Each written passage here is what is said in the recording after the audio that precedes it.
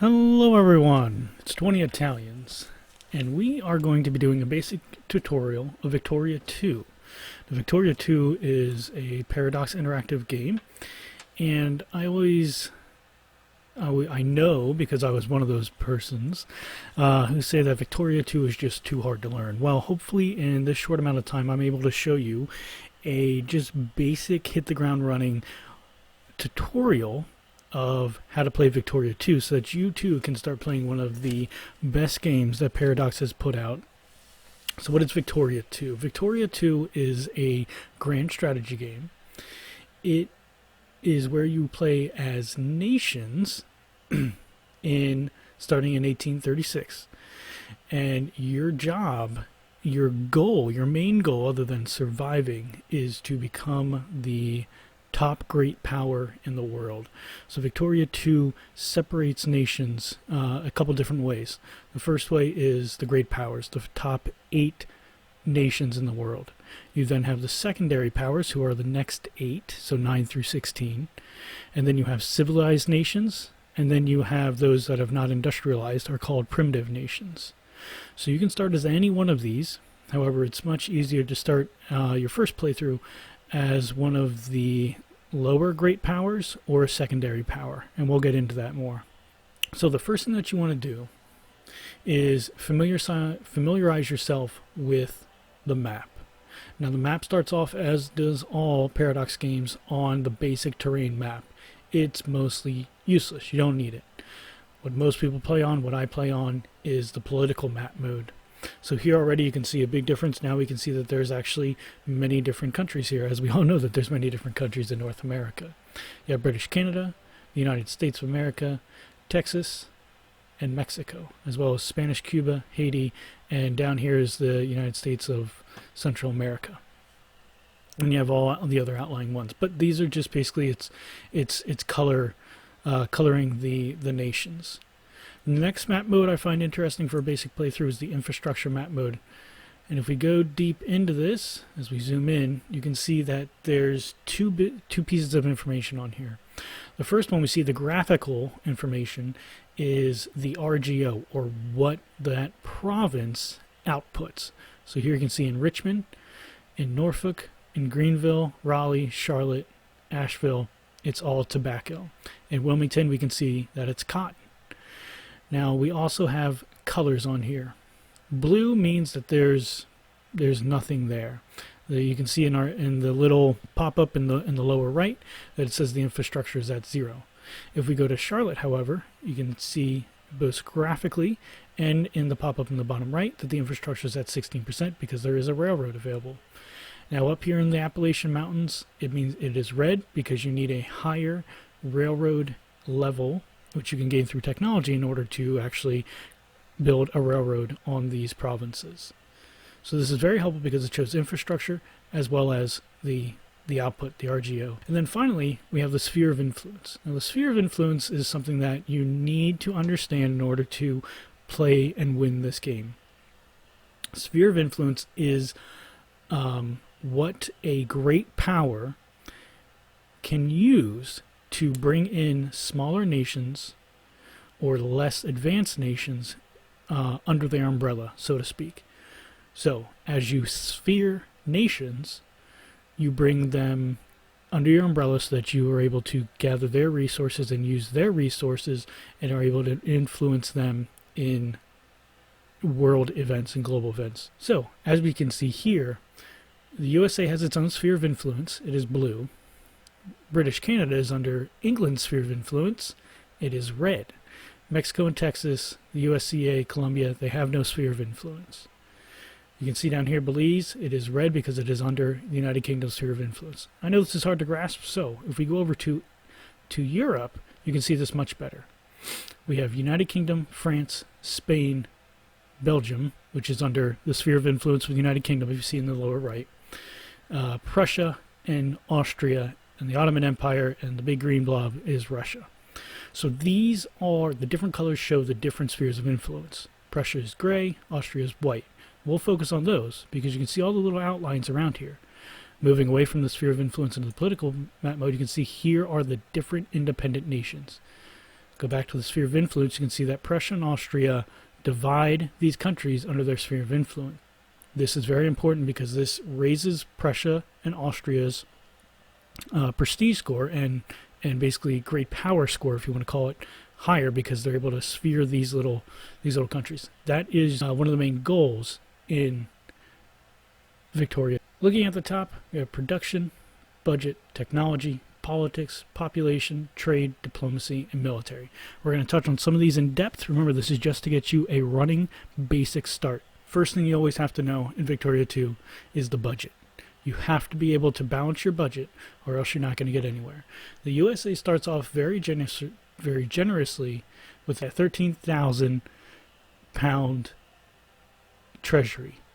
So everything's in pounds in Victoria 2, so better just get used to it. It shows that yesterday we earned 32.6. Total income was 167, but then you can go down into the red. Total expenses were negative 457. It just goes down. So our projected daily income was negative 290.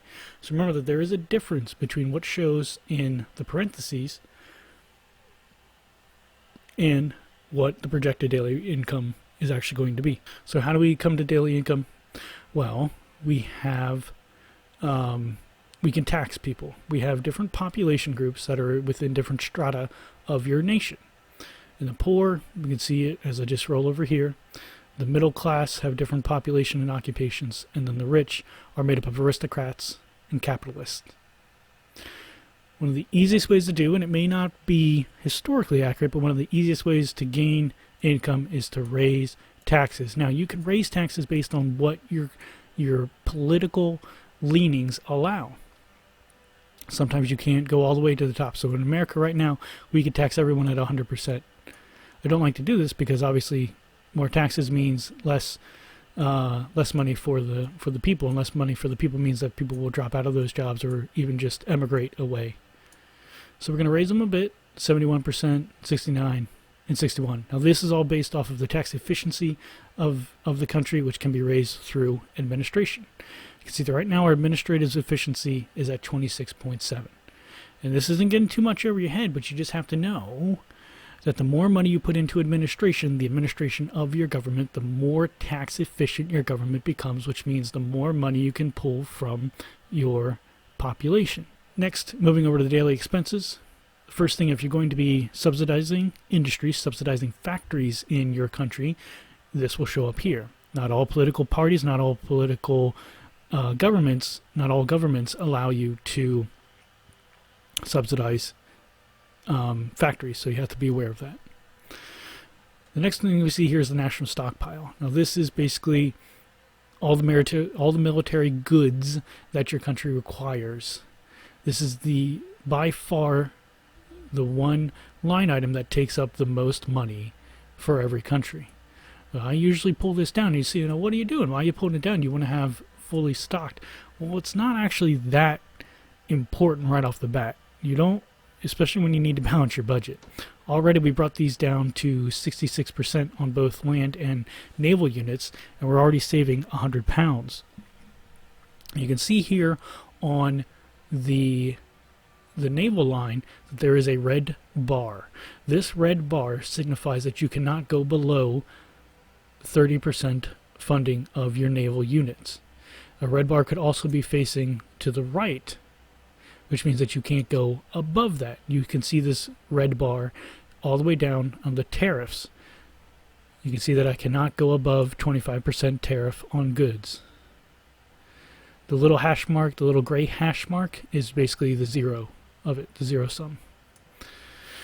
Next is education. Education is the way, the more money you spend on education, the more clergymen, which is what the vanilla Victoria 2 uses, clergymen teach your populations to become literate. A more literate society means that you get more research points. More research points means that you are able to research technologies faster. We have a literacy rating. If we look up here, up on the top bar, a literacy rating of 42% with our current funding, and we're getting 8.6 points per month. what we can do, you can mess with this. It's not going to affect it that much in the early game. You want to be able, though, to have as many clergymen as possible so that you can really start pumping out the technologies later in game. But remember, we have to balance the budget first. The administration we already talked about. We can drop that down. Your administration will, over time, become 100% efficient, but it will not always become 100% tax efficient, so you must realize the difference. Social spending, these are programs that are enacted through social reforms through your government. And then finally, not finally, but on the daily expenses, you can see that the military spending. Military spending is the amount of money that you are paying your officers and soldiers. Put it too low, and you will have no more officers and soldiers. And then finally, as I said, the tariffs. Now, these tariffs are the surcharge, basically. If you're going to import in luxury clothes from England and you're America, you're going to tack on 25% of the price. This leads to good revenue, and it may also end the use of those imported goods, so it may lower over time. But if it's on every single good coming in, so if it's something needed for your industry, it's going to be tacked on 25%. Now the 25%, as I said, is stopped. That is the limit based on the political policies I have in place. So I'm also moving this around. I need to make sure that I'm getting somewhat there to a balanced budget.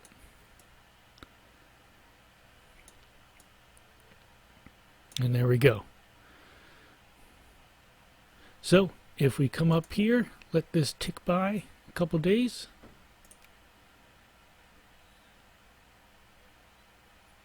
You can see that we overcompensated. And now that's just how the first game always starts. You need to balance it before then you can mess with it. So we're actually doing really well, to tell you the truth. So we can bring down the taxes on some, pump this up just a little bit. You don't always want to have this so high. It means that you could be spending more on stuff that could possibly be helping your nation. I tend not to use naval units a lot, so especially as America, you're focusing on North America. You're not going to go fighting anywhere else. If anything, you're just using naval units to transport yourself around. So you can pull that down. The more money you put into administration, the higher your tax efficiency will be. Always remember that. All right, so we're going to let that go. The next thing we're going to look at is technology. Technology, you must understand. There are five different groups of technology: Army, Navy, Commerce, Culture, and Industry. Within that is 5 different subcategories. So in Army, you can see the 5 here: Navy, Commerce, Culture, and Industry. So what do you first need? To get started, hit the ground running, what should you first do? I and most everyone else does medicine, and the reason for that is the number of inventions. You can see inventions down here for medicine in the lower right. So once you research a technology, medicine for instance, yes, it gives an immediate boost, 25% more supply limit. However, it also leads you to a percentage chance of finding other inventions from that. Now these inventions just happen. 2% chance for combat medicine. We get a 2% chance for aerial bacteria. Vaccination, 2%. So you can see it just goes down, that there are different chances. And then you also have, if you have other technologies researched and other inventions in your nation, it also bumps up the base chance of this invention firing. It's all an event. So start with medicine, because it gives you a great many things to be invented. From there, what does your nation need? Does it need better coal output? Does it need better farming output? Does it need better administrative efficiency, better factory input? Just look around, hover over each one of these technology groups, and it'll show you what it's going to affect. The next thing we want to look at is politics. Now, politics is basically how your government is run. If you're doing this just to play, just single person playthrough, you can role play this as much as you want. You can say, well, there, as you can see in America right now, the upper house, the Senate, is 100% conservative, so they would never do any liberal reform. And that's correct to a point, but you have to remember 2 things: that there are voters' ideologies, and that's based on the the franchisement of voting. Some start off at none, some are already at universal. It all depends on what nation you choose. So there's voters' ideologies and there's people's ideologies. You must make sure that you don't upset the people's ideologies, or else you're going to have a rebellion on your hands. The biggest one threatening the United States in 30 years from this time, obviously, is slavery. For each country, there are different touch points, there's different flashpoints, there's different things that will make people upset, make your pops upset, and so you have to understand this. Each party has different things that they can do. This is what I was talking about in the budget. If you look on the pop-up here, the second item down, expand factories, says that the Democratic Party, yes, will be able to expand factories. They're able to open and close factories. They're able to destroy factories. So it's very hands-on government working with the industrial complex. The one big thing that they cannot do is build factories. So you have to rely on your capitalists within your country to build factories. You cannot just build them because I need alcohol, or I need small arms being built, or I need luxury clothing being built. You have to rely in a democratic system such as the Americas at this time for the capitalists to do that for you. You also see that here are different parties within your country. There's the Democratic Party, the Whigs, and the Southern Democrats. Each one has their own stance on different policies. In some governments, you're able to choose the ruling party. This is most widely seen in HM government, or the British government style, or some of the other monarchies where they have parliaments. We're able to choose a ruling party. It's a good idea to keep the ruling party as someone that the people want. You can see here that the people are 60% conservative in America, so the voters are 67% conservative. So it's a good thing to keep the Conservative Party in power. Next, we want to look at decisions. Decisions are events that trigger after certain criteria have been met. So for the Trail of Tears, America must own the Oklahoma City, Talika, and Okmulgee. Basically, you have to own the state of Oklahoma. And with that, then you can enact the Trail of Tears. Trail of Tears are then going to have where all the Cherokee population is going to change by 20%. The population is going to gain 2 consciousness, and they're going to lose 1 militancy, and the pop's going to move to Talika.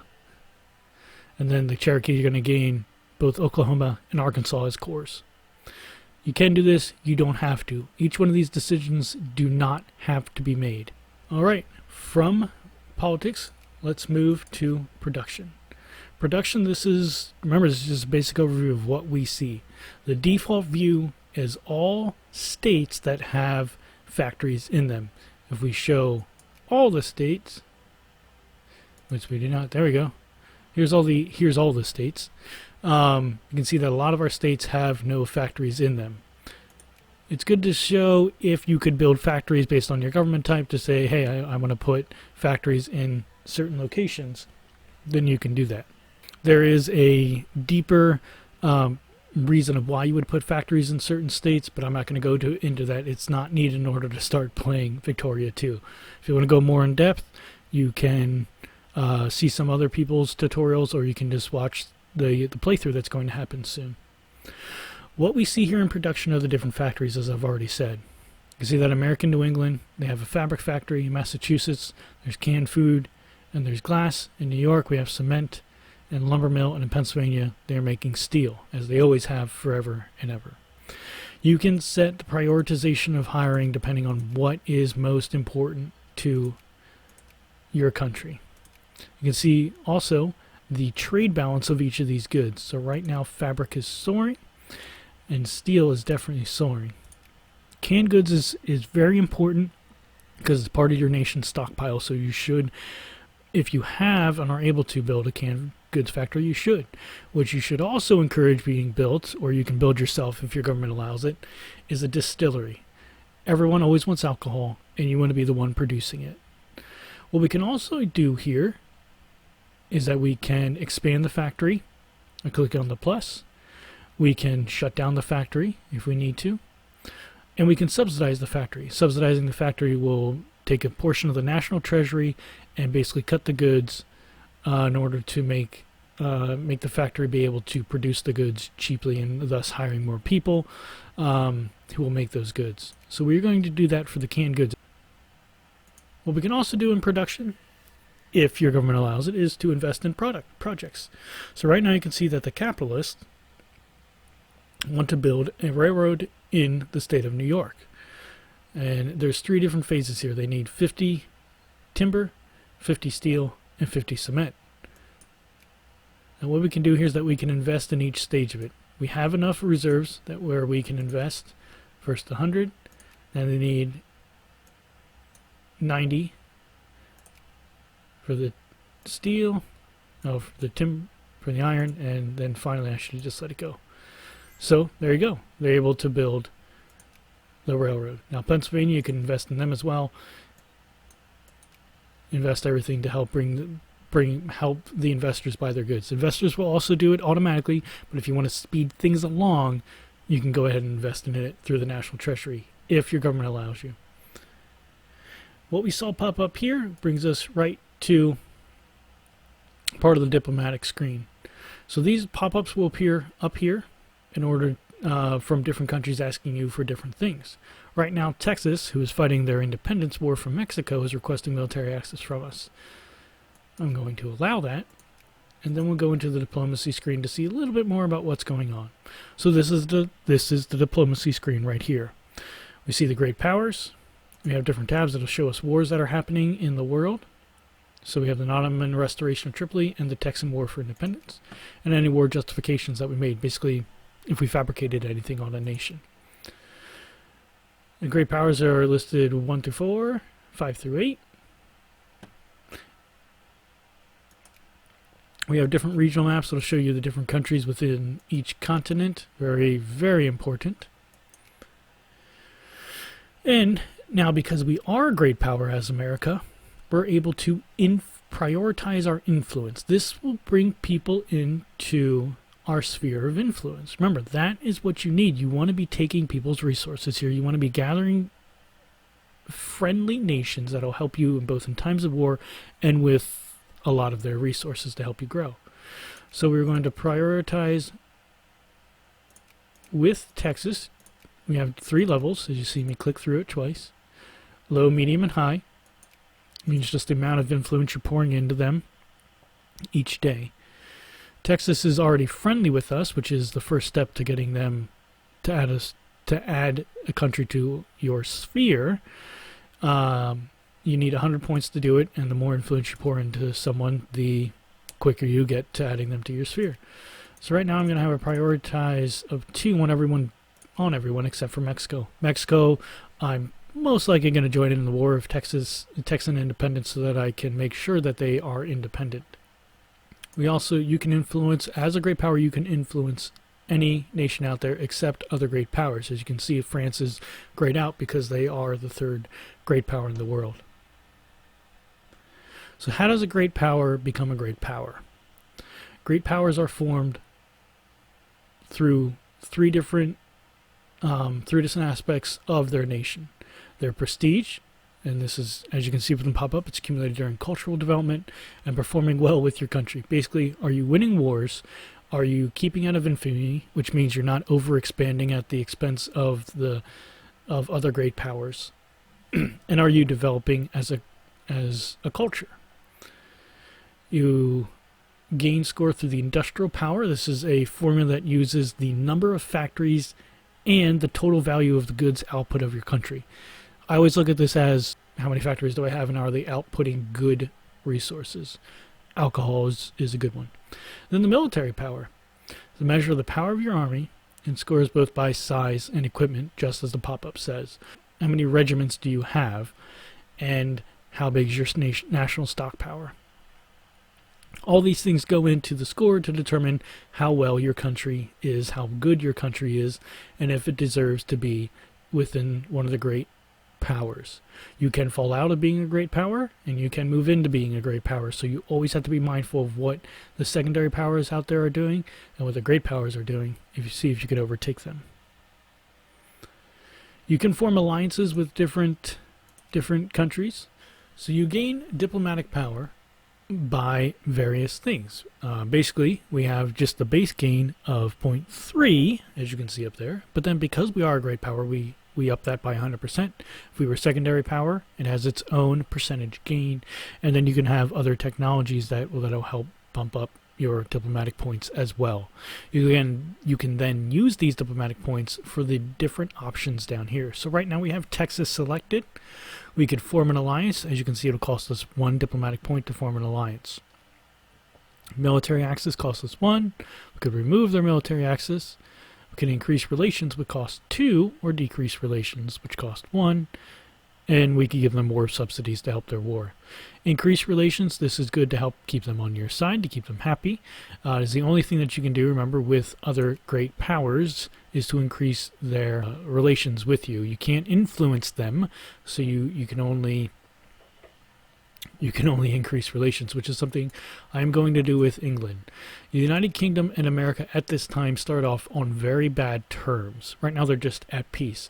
It's only 24 years since the War of 1812, and the United Kingdom is still wary of what America is trying to do, especially because they have British Canada. We're going to leave everything as is with Texas, and that is everything with the diplomatic screen that you need to know. However, there's certain other things that you should look at on the diplomatic toolbar. The first is this little Colonial Lodge here. This lets you know that if you have colonies, if something is up with them, if there's something that needs your attention, you can click on that and it'll tell you what's going on. You have crises in your country. It lets you know if you can possibly influence or change the opinion of a nation that you're influencing to bring them higher, or it lets you know that if you can actually bring another country into your sphere of influence. And it also lets you know that if you're losing your great power status. So you have 1 year of game time to keep your great power status, or if you move up from a secondary power to a great power, you have 1 year to solidify that position. So there's some leeway in here, whether that's building more divisions, could be conquering territory, could be bringing relations up with people, could be researching new tech. There's all sorts of things, remember, that go into your great power score. Always be improving your country. ABC. I guess that's ABIC. Let's look at the military toolbar. The military toolbar is basically shows you everything that you need to know about the land units and the naval units within your country. So we could build an army if we need to. We could build a navy if we wanted to. And there's different types of ships and transports. Now these grayed out will change when you research those technologies. Basically, we need to research, we need to discover iron steamers in order to build a mortar ship or a cruiser or a battleship or a steam turbine ship. Victoria II goes from 1836 all the way up to 1936, so you have 100 years to make your country the best in the world.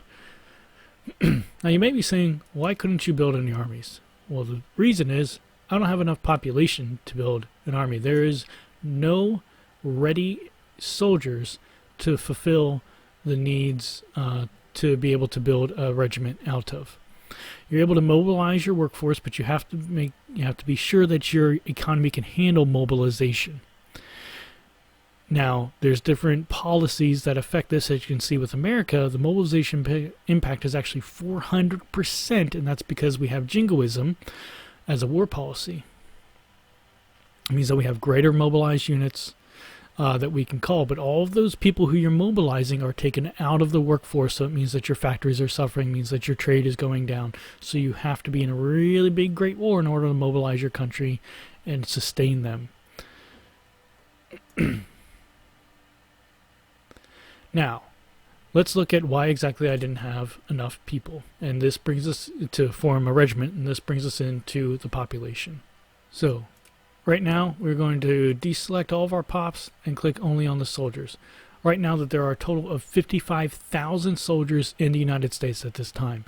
This is a group of your populace who are all soldiers. We could select all of our populations, and this then shows us just how are they faring. So if we go to American New England, we see that we have Yankees, different nationalities, Yankees and French Canadians, basically.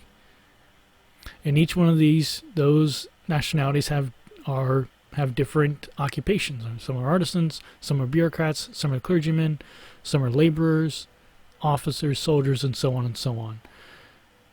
The populations here, you only need to really know about it, and we're not going to go too deep about it, but what you only really need to know is, are they happy, and is there enough of a certain population? Is there enough farmers? Are there enough laborers? Are there enough craftsmen? Are there enough soldiers? If there are not enough, then you need to wait, or you can change the national focus in order to affect more people coming in of that type.